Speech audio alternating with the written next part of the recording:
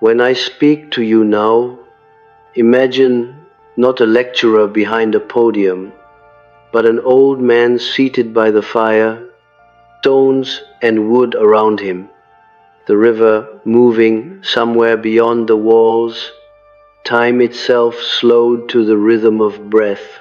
What I wish to address is not a concept fashionable in the language of modern psychology, but a pattern as old as the human soul itself. There exists a certain type of person who is almost universally misunderstood, misread, and quietly judged by the collective. They are called cold, aloof, withdrawn, antisocial, even arrogant, and yet, in the deeper strata of the psyche, they are among the most sensitive instruments ever shaped by nature. I speak of the empath who keeps no friends. To the outer world, friendship is evidence of health. To be surrounded is to be validated. To be invited is to be alive. And so when the empath stands alone, when they walk without entourage, when they do not cultivate circles, tribes, or alliances, the collective mind grows uneasy. It whispers that something must be wrong, but the psyche does not answer to the logic of the crowd. It answers to necessity. And the necessity of the empath who keeps no friends is born not of deficiency, but of surplus. Such a soul feels too much, not sentimentally, not emotionally in the shallow sense, but psychically. They register atmospheres, unspoken tensions, unconscious contracts, shadow movements passing invisibly between people. Where others feel comfort, they feel intrusion. Where others feel belonging, they feel absorption. Their nervous system is not merely sensitive, it is porous, and because of this, proximity is never neutral.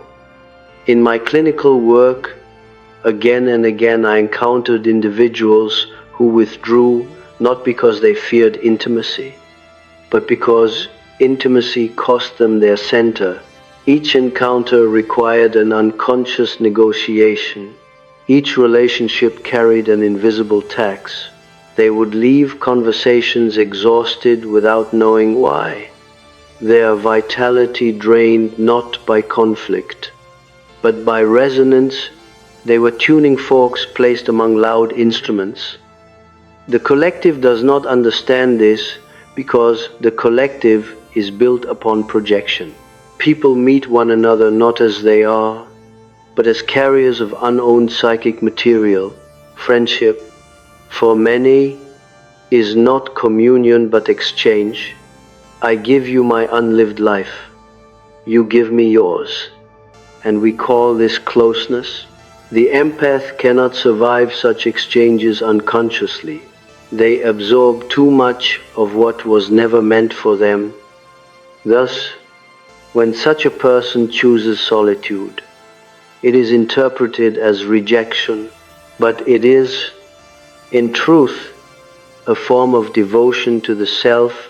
And here we must speak of the self not as ego, not as personality, but as the totality of the psyche, the regulating center that includes conscious and unconscious alike. The empath who keeps no friends is often obeying a deep inner command to preserve the integrity of this center. There is a misunderstanding that solitude is a lack. In myth, solitude is initiation. The hero leaves the village not because he despises it, but because he must descend alone. The forest does not accept crowds. The desert does not respond to committees. The psyche, when it seeks transformation, strips away witnesses. These empaths are often old souls, though I do not use this term sentimentally. I mean that their psyche matured early through necessity. Childhood, for them, was rarely safe. They learned to read rooms before they learned to read books. They learned to anticipate moods before they learned to name their own. In such an environment, friendship was not play, it was vigilance. And so, the nervous system adapted by heightening perception. Later in life, when the world expects casual bonds, these individuals find themselves unable to participate without consequence. They do not enter relationships lightly, because no relationship ever enters them lightly. Everything goes deep, everything echoes. The shadow of this pattern is easy to see when such an empath remains unconscious of their own boundaries. They may swing between isolation and over-attachment. They may disappear for long periods, then reappear exhausted, ashamed, or confused.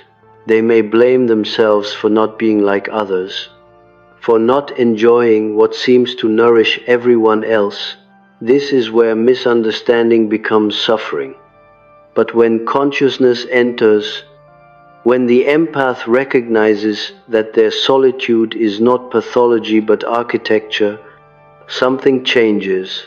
They no longer apologize for their rhythm. They no longer force themselves into rooms that require masks. They begin to understand that the psyche has seasons, and theirs is often winter, not barren, but inward, essential, gestational. In dreams of such individuals, one often finds images of thresholds, doors, caves, high towers, or deep water. These are not symbols of avoidance, they are symbols of containment. The psyche is asking for a vessel strong enough to hold its depth. Too many connections fracture the vessel. Too much noise cracks the walls. The empath who keeps no friends is often unconsciously guarding against inflation as well. When sensitive individuals remain surrounded, they risk losing the distinction between their own feelings and those of others.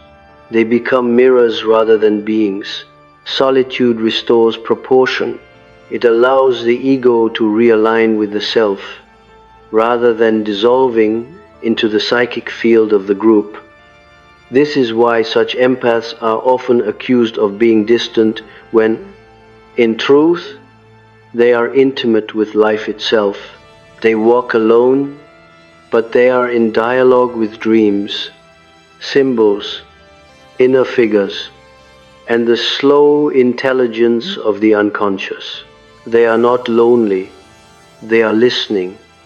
And yet, let us not romanticize this condition, solitude, when unconscious becomes isolation. Isolation hardens, it breeds superiority or despair. The task is not to reject relationship, but to sanctify it. These empaths do not need many connections. They need precise ones.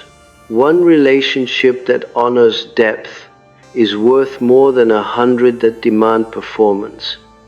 In alchemical language, we might say that such a soul is undergoing the nigredo alone. The blackening requires darkness and silence. Withdrawal. Only later comes the albedo, when new forms of relation emerge, cleaner, truer, fewer. The world will not validate this path. It cannot. The collective always mistrusts those who do not mirror its habits. But the psyche does not ask for permission. It asks for honesty, and the honest empath eventually realizes that keeping no friends is not the end of connection, but the refusal of false connection. When such a person finally chooses companionship, it is not based on need, fear, or social expectation. It is based on resonance. two centers meeting without invasion, two solitudes recognizing one another. This is rare, and rarity is often misread as absence. I will continue this reflection, for we have only begun to touch the deeper layers of this pattern, where archetype, destiny, and individuation converge. When we continue to descend into this pattern, we begin to see that the empath who keeps no friends is not merely responding to personal history, but to an archetypal demand placed upon certain psyches. Nature does not distribute sensitivity evenly. It creates, from time to time, individuals whose primary task is not participation, but perception.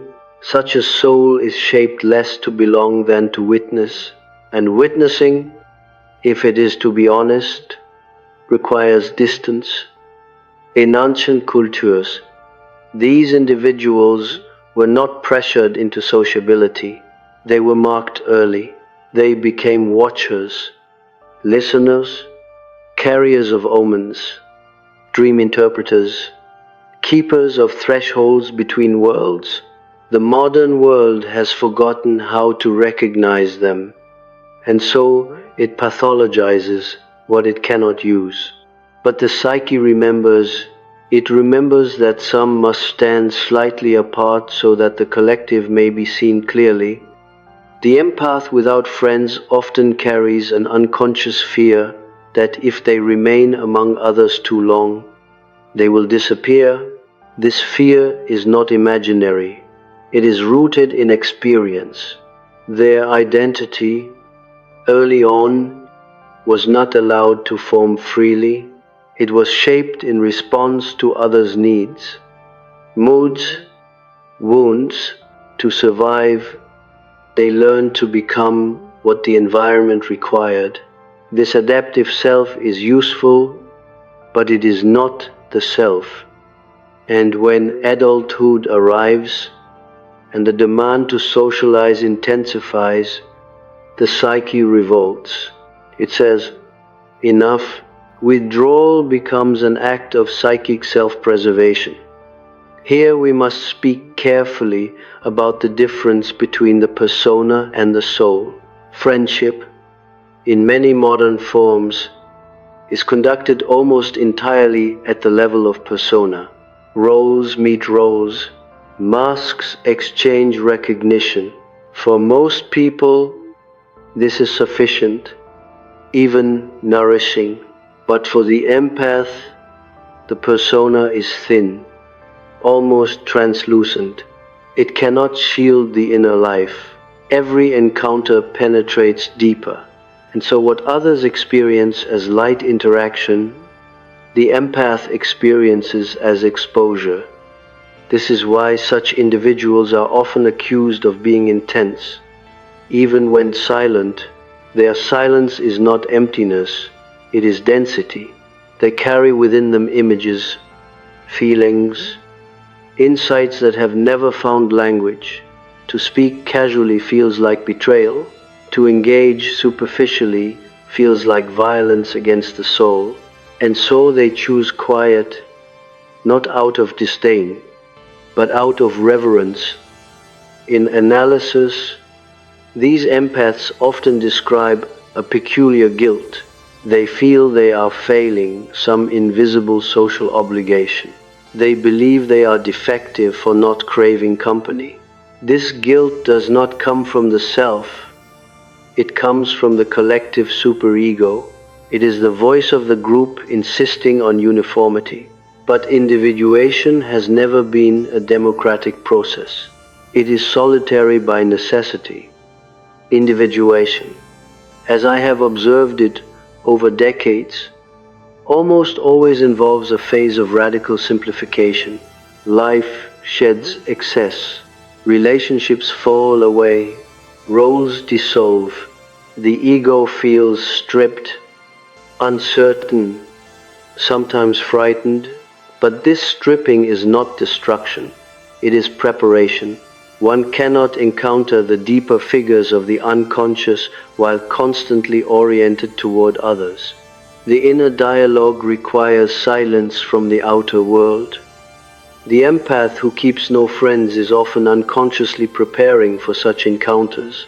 Their dreams may become vivid during these periods. Encounters with old teachers, shadowy guides, abandoned children, or nameless presences that speak in symbols rather than words. These dreams compensate for the lack of outer relationship by intensifying inner relationship. The psyche does not tolerate a vacuum. If outer life quiets, inner life grows louder, and here lies the danger. Without understanding, the empath may mistake this intensification for madness. They may fear they are becoming disconnected from reality. But reality, as the psyche understands it, is not limited to social participation. Reality includes myth, symbol, instinct, and the slow wisdom of the body.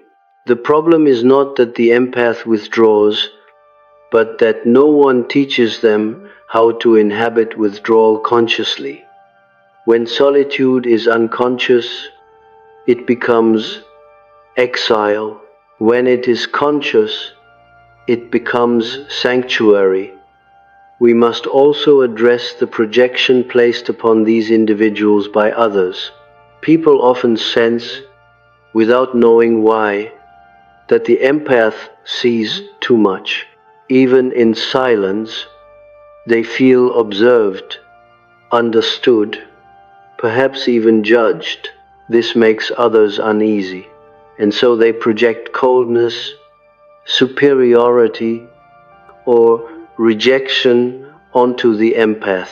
You think you're better than us, they say, though the empath has said nothing of the sort. This projection is the shadow of the collective reacting to its own unseen depths. To remain friendless, then, is sometimes not a choice but a consequence. The empath does not repel others intentionally. Others withdraw when they feel too clearly reflected. It is uncomfortable to be seen without camouflage, and so the empath becomes alone. Not because they reject humanity, but because humanity resists the mirror. Over time, this pattern can lead to a profound humility or to a dangerous bitterness. The difference lies in whether the empath recognizes the symbolic meaning of their position. If they believe they are alone because they are unlovable, the soul contracts. If they understand they are alone because they are attuned, the soul expands. There is also an important temporal element. Many of these individuals find that friendships form later in life. After a long barren stretch, this is not coincidence. Early life is dominated by adaptation. Later life, if individuation proceeds, is dominated by essence. When the empath finally meets another who has also withdrawn, who has also endured the stripping, recognition occurs without effort. There is no rush, no demand, no invasion. Two worlds touch lightly. Such friendships are rare and therefore precious. They do not require constant contact. They survive silence. They honor rhythm. They understand that absence does not mean abandonment. This is a form of relation unknown to the crowd, but deeply known to the soul. I have often said that the loneliest people are not those without friends, but those surrounded by relationships that do not reflect their inner truth. The empath who keeps no friends has already refused this fate. They have chosen fidelity over comfort. And though this choice is costly, it is also ennobling. In alchemical terms, this phase corresponds to containment. The vessel must be sealed before transformation can occur. If too many elements enter, the process fails. The empath's solitude is the sealing of the vessel. Inside, heat builds slowly. Contradiction surface. Old identities dissolve. Something new begins to coagulate. The collective cannot see this work. It sees only absence. But the psyche values inner labor above all else. And when the work reaches a certain maturity, the empath no longer fears contact. They are no longer flooded. The vessel holds. Then, and only then, does true relationship become possible, not as fusion, not as rescue, not as obligation, but as encounter. We are not yet finished. There remains the question of destiny, of what such empaths bring back to the world after their long withdrawal, and why the world, despite its misunderstanding, ultimately depends upon them. I will continue, for this thread reaches into the very purpose of such a life. If we follow this thread to its deepest point, we arrive inevitably at the question of destiny, for no psychic configuration of such intensity exists without purpose. Nature is economical. It does not create a heightened sensitivity, a porous soul, and then abandon it to meaningless suffering. The empath who keeps no friends is not a mistake of evolution or a psychological anomaly. They are a response to something the world itself cannot yet consciously hold. Every epoch produces certain individuals who carry within their own nervous systems the unresolved tensions of the collective. They feel first what others will feel later. They withdraw not because they are weak, but because the pressure of the unspoken future is already pressing upon them. They are, in a sense, time travelers of the psyche, living ahead of the emotional curve of their culture. Such people often feel out of step, as if the tempo of ordinary life is wrong. Conversations seem shallow not because others lack depth, but because the empath is already listening to a deeper register. They sense shifts in values, in relationships, in meaning long before language exists to describe them. And because language lags behind experience, these individuals fall silent. Silence. In them is not emptiness, it is incubation. I have observed that many of these empaths experience a profound disillusionment with social ideals early in life. They see, perhaps too clearly, the gap between what people say they value and how they actually live. Friendship, loyalty, love, truth, these words are spoken easily, but embodied rarely. For the empath, this discrepancy is unbearable. They cannot pretend not to notice, and so they withdraw from what feels like collective self-deception. This withdrawal is often mistaken for cynicism, but cynicism is a defense of the disappointed ego. What I see in these individuals is something more tragic and more sacred, a refusal to desecrate meaning. They would rather have nothing than something false. They would rather be alone than accompanied by illusion. Here we must confront a difficult truth. Many friendships are formed not out of love, but out of fear of being alone, fear of being unseen, fear of confronting oneself. The empath who keeps no friends has already confronted these fears, often without choice. They have sat with themselves in long stretches of inner night. They have felt the rawness of existence without distraction. This is not something one does casually. It changes the structure of the soul. In mythic language, this is the descent into the underworld without a guide. No crowd accompanies you there. No applause echoes in the dark. You meet only what has been buried, denied, or forgotten. For the empath, this descent often begins early, sometimes in childhood, sometimes in a sudden rupture later in life, and once begun, it cannot be undone by social comfort. What emerges from such a descent is not necessarily happiness, but clarity. The empath begins to see that their task is not to belong everywhere, but to belong somewhere inwardly. They discover that identity cannot be borrowed from relationships. It must be forged in solitude. This forging is slow, it requires patience, endurance, and a willingness to remain misunderstood. The misunderstanding itself becomes part of the initiation.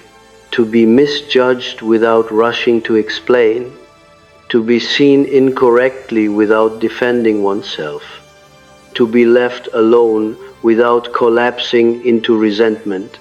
This is a severe discipline, yet it tempers the soul. It teaches the empath the difference between being known and being projected upon. Over time, they stop chasing recognition. They learn to recognize themselves. At this stage, something subtle but profound occurs. The empath's sensitivity, once a source of pain, becomes an instrument of discernment. They no longer absorb indiscriminately. They sense quickly where their presence would be distorted, demanded, or consumed, and they decline, quietly, without drama. Their solitude is no longer reactive, it is chosen. This is also the point at which many such individuals feel an unexpected expansion of compassion, not the compulsive compassion that sacrifices the self, but a grounded compassion that sees without entanglement, from a distance. They understand humanity more clearly than when they were immersed in it. Distance sharpens perception. The mountain sees the valley better than the valley sees itself. And this brings us to the paradox at the heart of this pattern.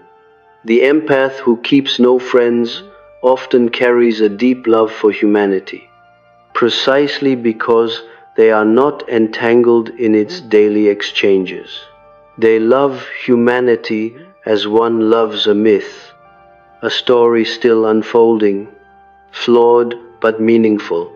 They do not love individuals indiscriminately, but they hold the human condition with grave tenderness. This is why, later in life, such people often become teachers, writers, healers, or silent anchors within their communities, sometimes without ever intending to. They speak rarely, but when they do, their words carry weight. They are not trying to convince, they are articulating what others have felt but could not name. Their long solitude has given form to the formless. The world, which once rejected or misunderstood them, begins to approach cautiously. Others sense something settled, something ungraspable but steady. And here lies another danger: inflation. When recognition finally comes, it can intoxicate. The empath must remember that their value does not lie in being special, but in being faithful to their inner law, to their limits, to the truth that solitude taught them. True individuation does not end in isolation, nor does it end in popularity. It ends in right relation to oneself first, and then, selectively, to others. The empath who keeps no friends is not meant to remain forever alone. but they are never meant to belong cheaply. If such a person enters relationship again, it is often with a radically different orientation. They do not seek completion, they do not seek rescue, they do not seek constant mirroring, they seek recognition of depth, respect for boundaries, and the freedom to remain whole even in closeness. This is rare, but not impossible, and when it occurs, it feels less like attachment and more like alignment. We must also acknowledge that some empaths will choose a largely solitary life, and that this too is valid. Not every destiny requires partnership. Some lives are structured around inner work, contemplation, or service that does not depend on personal intimacy. To force such individuals into social norms is to betray their nature. The psyche rebels when its vocation is denied. In the end, the empath who keeps no friends teaches us something uncomfortable but essential, that connection without consciousness is not connection, and that solitude without awareness is not freedom. Between these two extremes lies a narrow path, walked slowly, often alone, but guided by an inner star. If you recognize yourself in this description, do not rush to change it. Do not hurry to correct what may not be broken. Ask instead what your solitude is asking of you. Ask what it protects, what it prepares, what it refuses. The psyche always withdraws for a reason.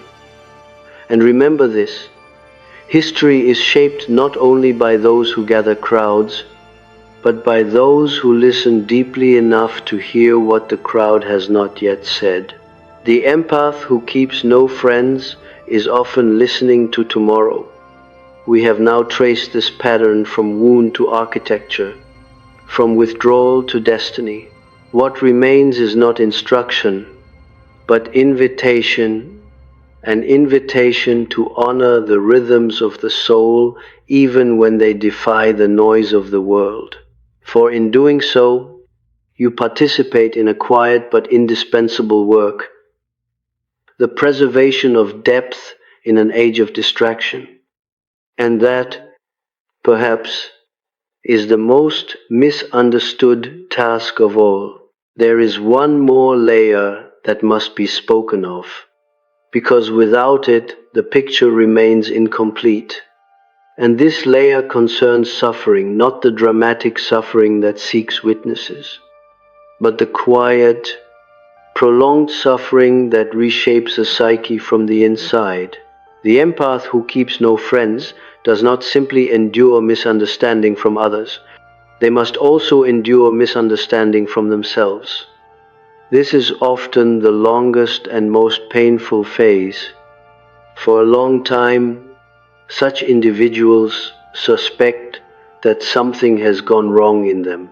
They watch others move easily between relationships, gather memories in groups, mark time through shared rituals, and they feel as though they have missed a lesson everyone else attended. This sense of being out of sync creates a subtle self-doubt. Am I incomplete? Am I damaged? Have I failed at being human? These questions arise not from pathology, but from comparison, and comparison is always cruel to those whose path is atypical. What deepens the wound is that the empath's sensitivity allows them to imagine vividly what friendship could be. They are not incapable of closeness. On the contrary, they often long for it with an intensity others never feel, but longing without alignment becomes torment. To desire connection and yet be unable to tolerate its unconscious forms creates a tension that presses inward, sometimes for decades.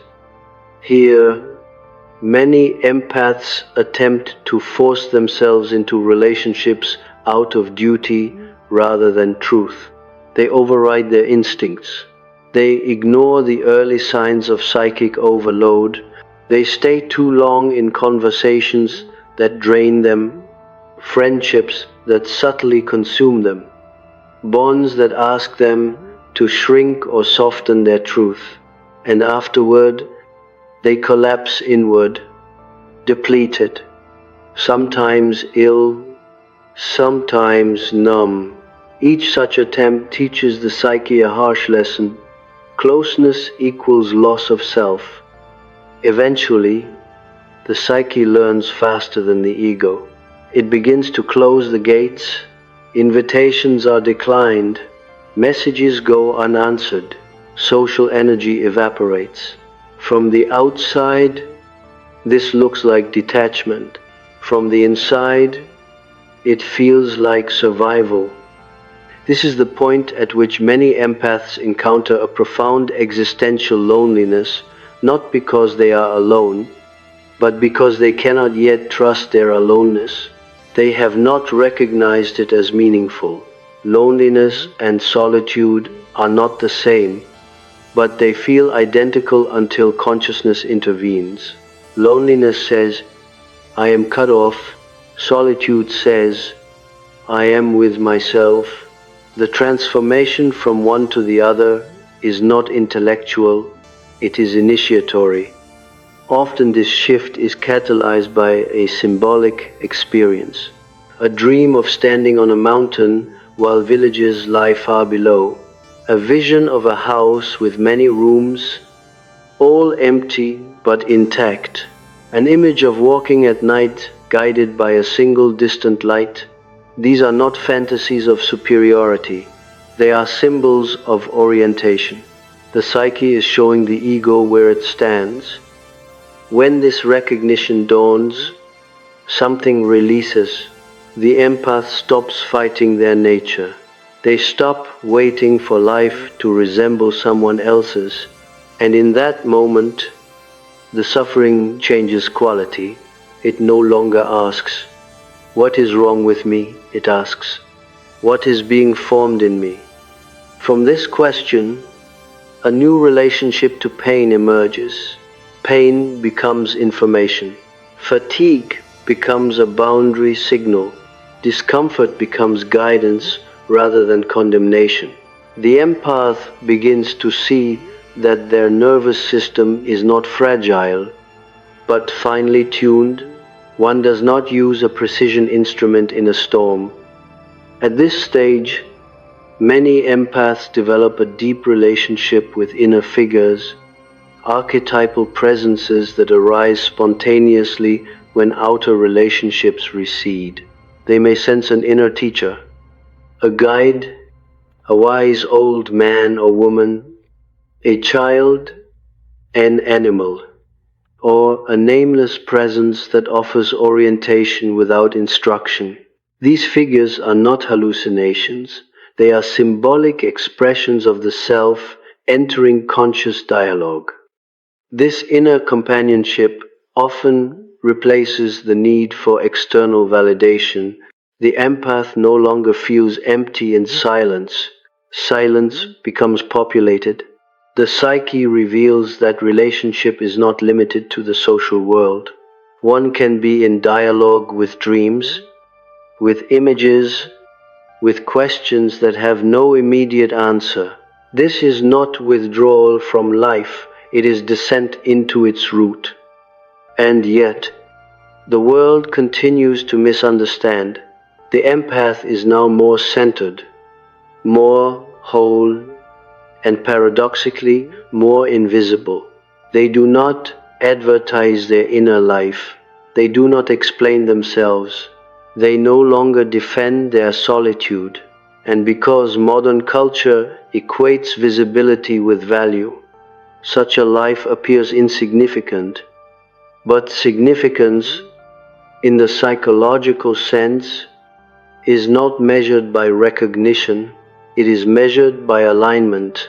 A life aligned with its inner law radiates a quiet authority, it influences without persuasion, it stabilizes without control. Others may not know why they feel calmer, clearer, or more honest in such a person's presence, but they do. This is why, at unexpected moments, strangers confide in these empaths. A brief encounter becomes intimate without intention. Someone speaks a truth they have never spoken aloud, then moves on.